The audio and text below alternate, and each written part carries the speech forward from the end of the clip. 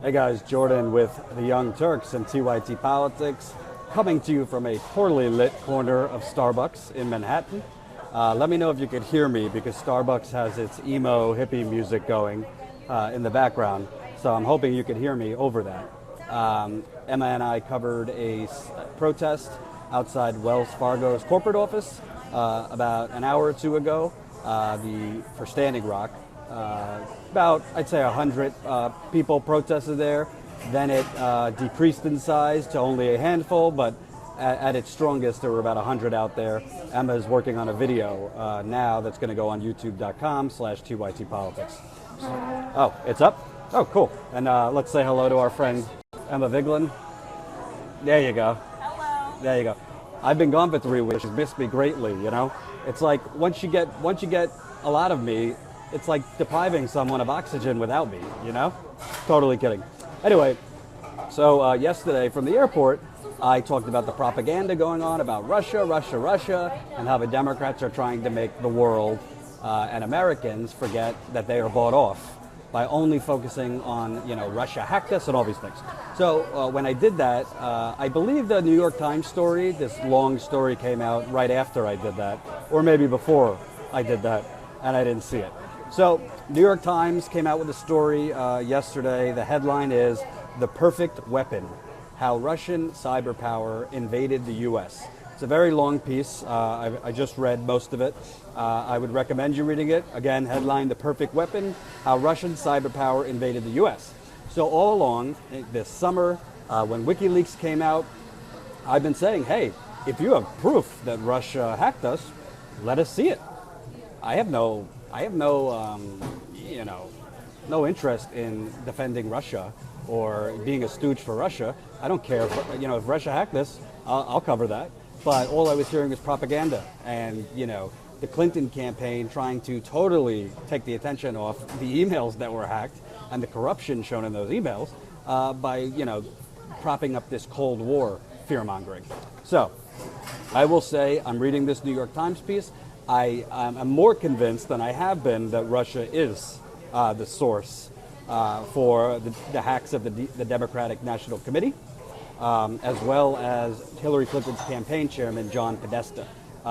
This is a very thorough piece. They have, I wouldn't call it slam dunk evidence, but there's more evidence in there that would indicate Russia had a hand in this.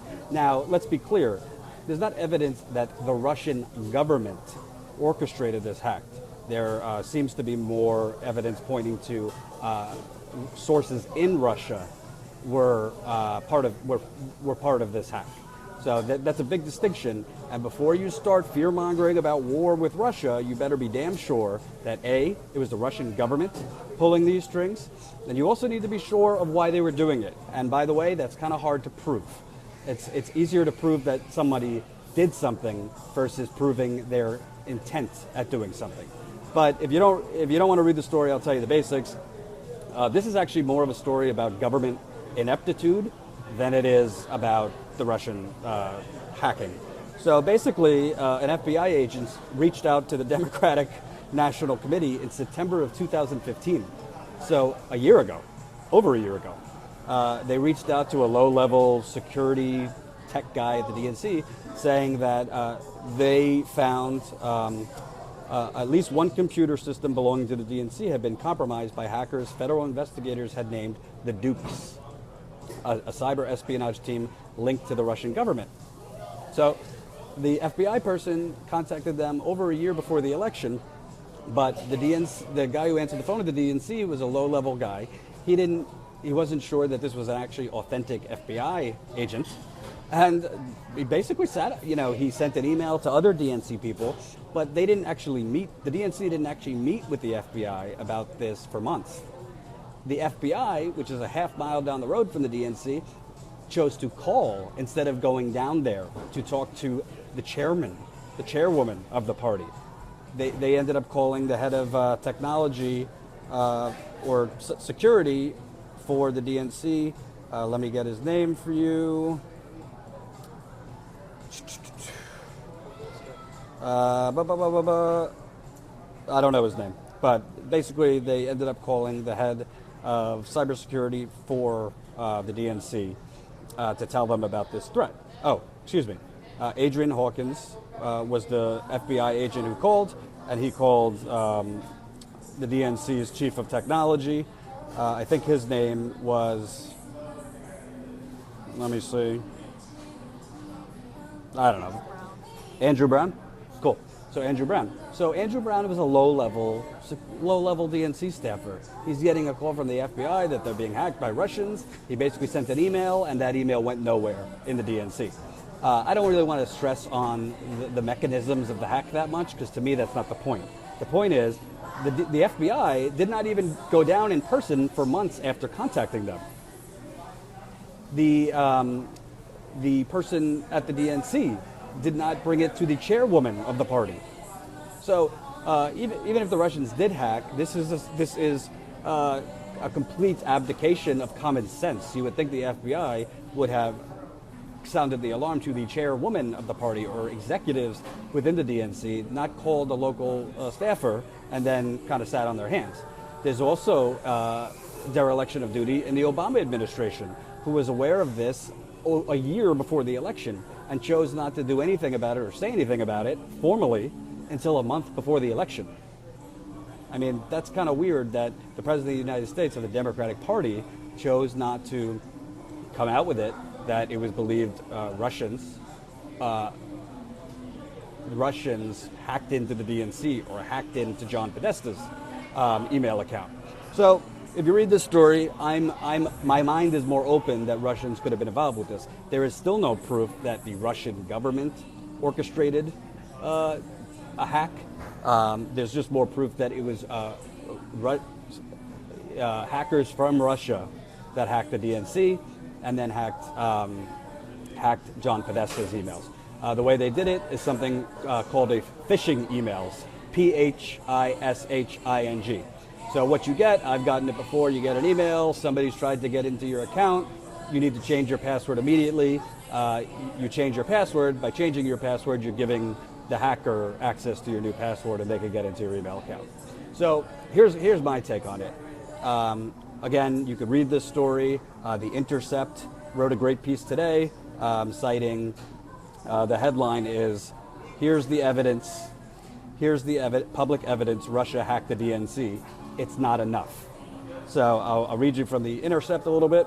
There are some good reasons to believe Russians had something to do with the breaches into email accounts belonging to members of the Democratic Party, which proved varyingly embarrassing or disruptive for Hillary Clinton's presidential campaign. But, quote, but good doesn't necessarily mean good enough to indict Russia's head of state for sabotaging our democracy. There's a lot of evidence from the attack on the table, mostly detailing how the hack was perpetrated and possibly the language of the perpetrators. It certainly remains plausible that Russians hacked the DNC and remains possible that Russia itself ordered it. But the refrain of Russian attribution has been repeated so regularly and so emphatically that it's become easy to forget that no one has ever truly proven the claim. There is strong evidence indicating that Democratic email accounts were breached via phishing messages, and that specific malware was spread across DNC computers. There's even evidence that the attackers are the same group that's been spotted attacking other targets in the past. But again, no one has actually proven that the group is the Russian government or works for it. This remains the enormous inductive leap that's not been reckoned with, and Americans deserve better. We should also bear in mind the private security firm CrowdStrike, which has frequently been cited findings of Russian responsibility were essentially paid for by the DNC, who contracted their services in June. It's highly unusual for evidence of a crime to be assembled on the victim's dime. If we're going to blame the Russian government for disputing our presidential election, easily construed as an act of war, we need to be damn sure of every single shred of evidence. Guesswork and assumption could be disastrous. So I'll put the link to the Intercept piece. I'll also put the link to the New York Times piece in the YouTube video once we make this a YouTube video. But I think there's something important to get across here.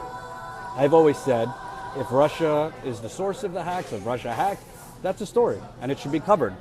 But to me, that's the story the Democrats want you to focus on.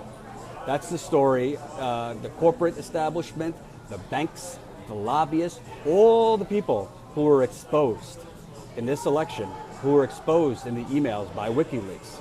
all the politicians that have been bought off for decades. They want you to focus on Russia, on Cold War, on cyber terrorism, anything that will take the spotlight off the fact that their method of being bought and sold by big banks, big oil companies, big pharmaceutical, big everything, they want you to forget about that and just bow down, be afraid of Russia, be indignant about Russia. They're going to say this is the same kind of stuff that happened in the build-up to the Iraq War. If you oppose us, you're un-American. If you don't stand with us, if you're not as outraged about what Saddam Hussein is doing, which we now know he didn't do, you're one of them. You're against us. That's what they want. And by the way, because the media has been propagating this Russian thing, it's like I said yesterday. It is similar war, beating our chests for war with Russia. So I want to make it clear, if Russia hacked the DNC, if Russia hacked Hillary Clinton's campaign chairman, which reading the New York Times piece, I see more evidence that I have seen before. I'm not willing to go as far as say it's a slam dunk, but we can't be black or white. We have to, if there is evidence, I need to acknowledge that. So in reading the New York Times piece, I think there is more evidence than I have seen before. I want to look into it closer before I say definitively, slam dunk, I think it's true. And I think from the Iraq War, we all should have learned, you better be damn careful before you make definitive proclamations that a foreign government has weapons of mass destruction or is trying to topple your American electoral system. You better be damn sure with hard and concrete evidence, because we know how trigger happy the defense contractors are. We know how trigger happy the military industrial complex is. We know how trigger happy most of the Republican Party is, and most of the Democratic Party is. War, their first and last resort is war. Excuse me, their first resort, not last resort, is war. And there's a lot of money in war, as the mainstream media doesn't tell you that angle. So I will be happy to say I believe that there is evidence that Russia did have a role in this, but again, I do not believe there is concrete evidence that the Russian government orchestrated this. When I find that evidence, or when somebody proves that evidence, we could talk. But I'm not a cybersecurity reporter. I report on corruption, shadiness, and all this. So I do believe that the media has an obligation to cover cybersecurity. If Russia tried to tip the election to Donald Trump, that's a story. But you can't prove, nobody can prove that if Russia hacked the DNC and the WikiLeaks, that was the deciding factor that helped Donald Trump win the election. That's not a provable, quantitatable fact. In exit polls, when WikiLeaks was mentioned, there's not strong polling data that WikiLeaks findings played a big part for voters. James Comey played more of a part. The revelations, and the statements by James Comey played a better part than WikiLeaks did. Now, if there's evidence that comes out that these same hackers also hacked the RNC, also hacked Donald Trump's emails, but chose not to release those hacked emails, then I think you have more of a case that they tried to tip the election to Donald Trump. But by saying that, by the media propagating that, by New York Times columnists writing this, by CNN, by MSNBC, all the usual suspects, that is letting the Democrats off the hook. That is letting Hillary Clinton off the hook. That is letting corporate, bought and paid for politicians off the hook for being corrupt. Because that's what this election is about. Yes, Donald Trump sold a bill of goods to the majority of Americans. Donald Trump sold people that he was a populist. Donald Trump expertly, you got to give him credit, expertly tapped into the fury, the anger, and the hopelessness of a wide swath of Americans, particularly in the Midwest and areas that have been hit very, very hard by deindustrialization and their jobs being offshore. Donald Trump did that. But also, many voters were turned off by Hillary Clinton. And why? Because she was not authentic. She had no economic message. And they were becoming more and more familiar with the fact that people like Hillary Clinton were going out there saying, I'm for the little guy, I'm for the working Joe, and at night going to kiss the ring of billionaires, bankers, oil people, pharmaceutical executives. You can't have it both ways. Now, Republicans don't hide their ties to big business. And it's a whole nother video why people vote for them. People vote against their interests all over America. I could tell you a story about sitting in a restaurant yesterday before I left for North Dakota, listening to a conversation with some North Dakota citizens who are totally voting against their own interests and clueless. And I chatted with them. Stay tuned for that video. But the point is, I could do videos every day on Republicans, but I'm not breaking news to you there that the Republicans are bought off. I think what has been coming out into the forefront this election, and Bernie Sanders helped show it, was the Democrats are too. They will sing platitudes to you. They will talk about, we're the party of the working people. We're for the little guy. And then they'll go out to the Hamptons for the whole entire month of August and kiss the ring of bankers, hedge funders, oil companies, pharmaceutical companies, all of the oligarchy, all the chiefs of the oligarchy. And that's why she lost. Bernie Sanders, in my opinion, and data proves it based on the exit polls, would have beat Donald Trump. He would have beat him in Wisconsin. He would have beat him in Michigan. He would have beat him in Pennsylvania. I think it's very likely he could have won Florida too. And that is a landslide for the Democrats. But that's revisionist history. There's no point in getting into it. But what I want to make clear, and I'm going to do more reporting on Russia and whether there was evidence that they hacked, even if Russia hacked the DNC, even if Russia hacked John Podesta, the bottom line is what they hacked and what the emails that were leaked are important. They might have been hacked by illegal means, they might have been released by illegal means, but so were the Pentagon Papers. Nobody seems to complain about the Pentagon Papers. So was Edward Snowden, getting all those documents from the NSA. A lot of the most important news and findings we've ever found that the powerful people don't want us to know were obtained not by legal means, but sometimes it's not a defense. But we got to call out hypocrisy because these same people talking about privacy and John Podesta and the DNC have a right to privacy, they weren't singing that back in the days of Daniel Ellsberg. We're not singing it when Edward Snowden came out with his findings. So let's cool it with that. But I want to make something clear. I don't regret reporting on WikiLeaks. I don't want to speak for Emma. I don't think she does either. I think the majority of the mainstream media, well, they didn't report on it in depth. They reported on a lot of the more stupid emails instead of the very damning corrupt emails that were shown. But most media reported on it in some way or the other. The spotlight and the focus cannot be taken off that the emperor has no clothes, and this is the Democrats in this case. Okay, we cannot just fall prey to the Russia, and Cold War, and let's go to war. No. What they're trying to do, what the Democrats were trying to do before the election, was try to, frankly, bring out more of Hillary Clinton's base, which was older Americans. I don't mean that to denigrate older people, because Bernie had a lot of older people. But if you look at the data, Hillary Clinton won the over 40 crowd very convincingly. Bernie won the under 40 crowd. And when you tap into that Cold War hysteria and that Cold War fear in Democrats, what do you get? You get more people coming out. And they're trying to do that now. Corporate Democrats are trying to stoke fear in older Americans that remember the Cold War era, my parents' age. I mean, they're not like old, they're almost 60 and 56, but they grew up in the Cold War era. And that's a powerful fear. We know what Reagan did, the Cold War fear-mongering and all this. They want you to forget what was exposed in those emails. And what was exposed in those emails, if you didn't follow my coverage, and we have a whole playlist if you want to go back and watch some of the videos on WikiLeaks, what was exposed is a campaign literally changing their candidates' policies on the dime to try to fool Americans into thinking she was progressive. What was exposed was emails directly with donors, basically doing the work for their donors, basically at the beck and call of donors rather than average American people. What was exposed was very shady financial dealings between the Clinton Foundation when Hillary Clinton was Secretary of State. That's just the tip of the iceberg. There was a lot.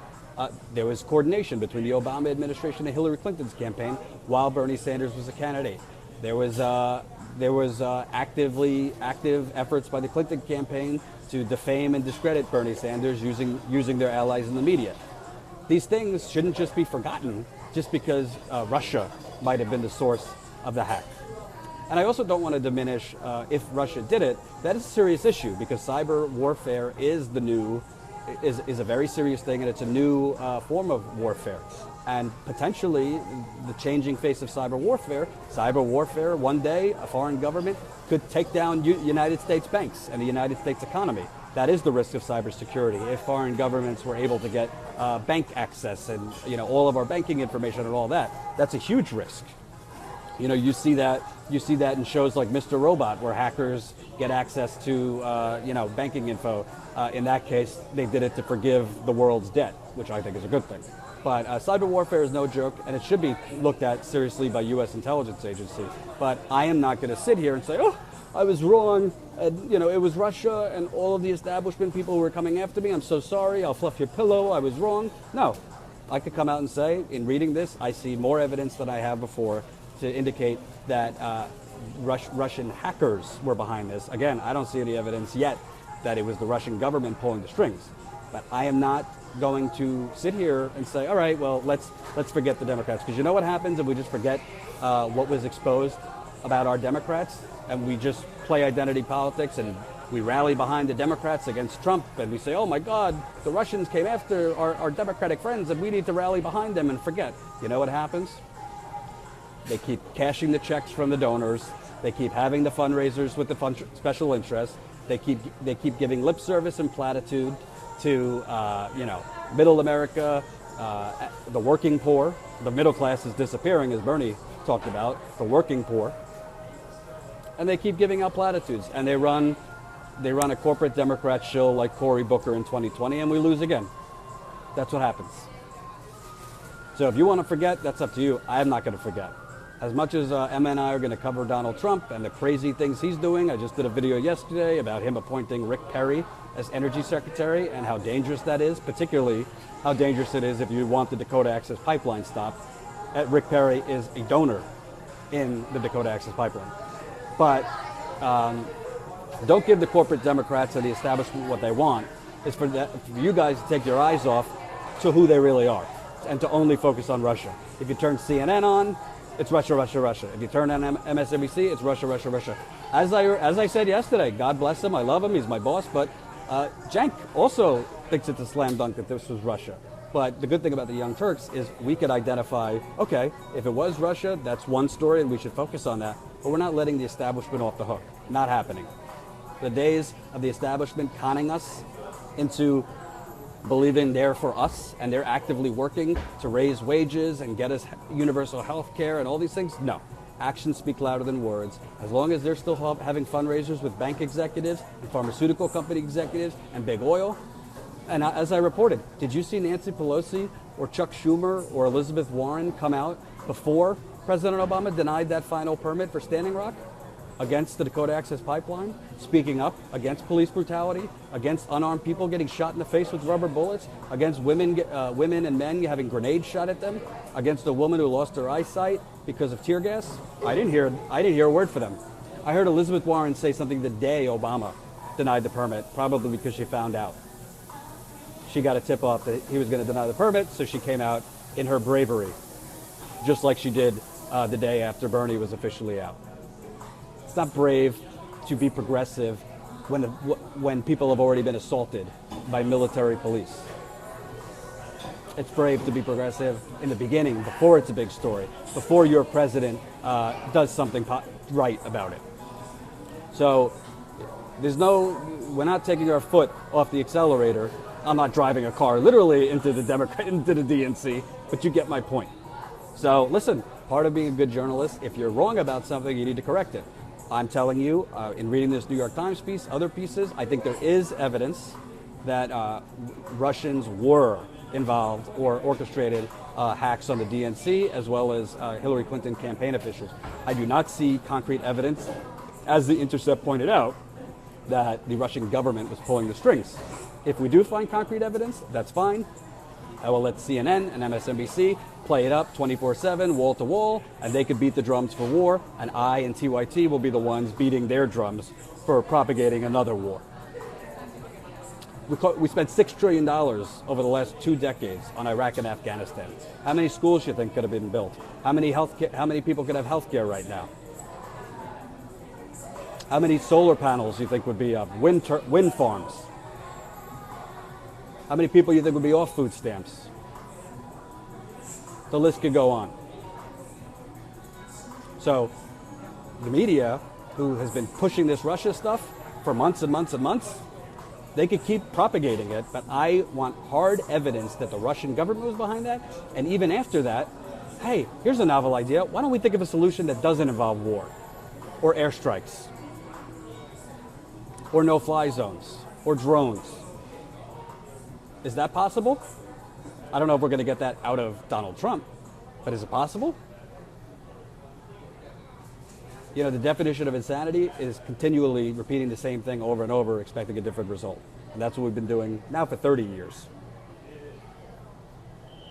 That's my take on it. I'll put the links to the stories under the video. I am going to be doing more reporting tomorrow. Then I go to Texas on Saturday to cover the Trans-Pecos pipeline. Emma will be here holding down the fort as usual. We'll cover the Russia stuff. We'll cover other stuff. And also, we want to know, what do you want us to cover? Because as we did during the election, we crowdsource stories through you. So what do you want covered? You want more on the corporate Democrats? You want more on Trump? You want more on neither? You tell us. Message us at TYT Politics on Facebook.